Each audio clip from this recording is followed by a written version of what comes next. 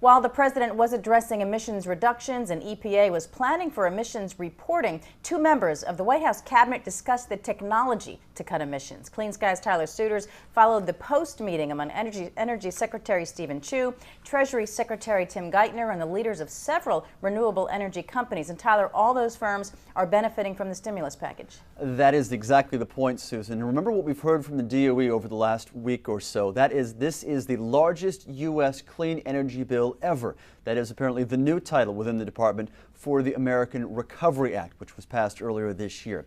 Now, after the meeting today, Stephen Chu was paraphrasing President Obama, the same thing we heard him do yesterday during his keynote address at Grid Week 2009. He said, quoting now, "The country that leads in this new industrial revolution will be the country that prospers the most from this being the so-called clean energy revolution." But Tim Geithner took a slightly different take here, pushing the benefits of the Recovery Act for this sector, saying the need for recovery is paramount here, especially when you consider the situation we were facing economically exactly 1 year ago.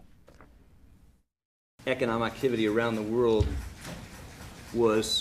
came to a stop. The financial sector was at the edge of collapse, and that did enormous damage to confidence in investment, the availability of financing, capacity of people in this country who are at the frontier of innovation in renewables. And to address that, we've had to do exceptional things to try to restore demand globally, to try to fix the financial system, make sure credit's going to be available. And as part of that, we're finding new creative ways through these programs and a suite of other programs to try to, again, catalyze private financing. What we did hear loud and clear is it's very important to establish a long-term, sustained effort in this to send, instead of an up and down signals that we hope the U.S. government will send a very long-term signal. We're going to be in this for a decade or two. It's going to require that, and that with that long-term saying it's not going to disappear in a couple of years, but we need to maintain programs like this. Stephen Chu again hitting on something we have heard from time and time again from private industry. That is the importance of certainty in terms of federal policy going forward. Chu also issued something of a timeline for these programs and how this all came together, saying that the administration first discussed the outline of the program back in February. It accepted applications beginning in July, and here we are in September, and now the administration has announced more than $1 billion made available through the Recovery Act for the clean energy sector. Private companies were on hand, of course. A few of them spoke after the event, the leaders discussing exactly what went on and the importance of the Recovery Act. They said the program's goal was clear, and it has been achieved, to engage the private markets.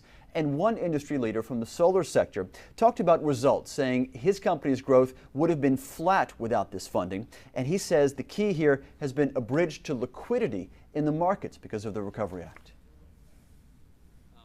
Specific project that was facilitated was Duke, a close to 20 megawatt facility that we were undecided whether we were going to go forward or not. As it is, we'll have 4 megawatts completed by the end of the year.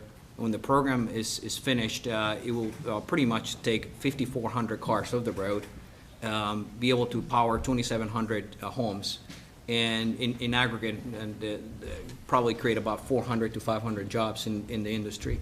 With over 6,600 megawatts installed already, and with a number of projects underway, the type of work that you're doing to help generate additional wind investment is really critical for a company like ours to sustain these manufacturing investments. So, touting the benefits of the public-private efforts here as partners working toward a clean energy economy.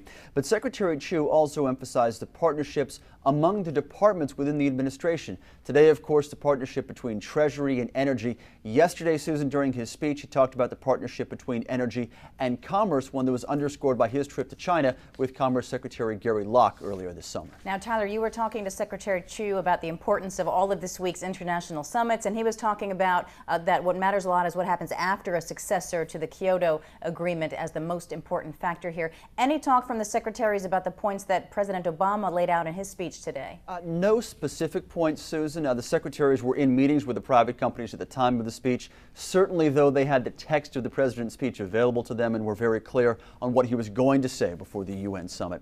Tim Geithner said very clearly, you'll hear more from the president and from us, speaking for the administration, in the coming days and weeks. Again, the road to Copenhagen, working toward that agreement. But Stephen Chu said this is all common ground, that is clean energy technology and working toward an emissions reduction. He said investment in technology is part of reducing carbon emissions. He said the emphasis is here, that is the role of private sector investments as we move toward clean energy growth. Those investments are designed at reducing carbon emissions. They're designed at, over a period of time, of replacement and new investments in rebuilding our infrastructure. This will take decades, but rebuilding an infrastructure in the building sector, in the transportation sector, in every sector to use energy in the most efficient way possible, because that will just conserve money that can be further invested. So you have to do all these things in order to decrease carbon emissions. The administration clearly taking advantage of this busy week in energy and climate circles, especially with respect to Secretary Chu. He has yet another appearance tomorrow. He is speaking at the opening day of the National Energy Summit here in Washington, D.C. You can watch Secretary Chu's entire speech live here on Clean Skies News. He begins at 11:15 in the morning Eastern. Also, Susan, of course, we're broadcasting both days of the National Energy Summit. It's all available here at cleanskies.com. All right, wall-to-wall coverage. Tyler Suiters, thank you.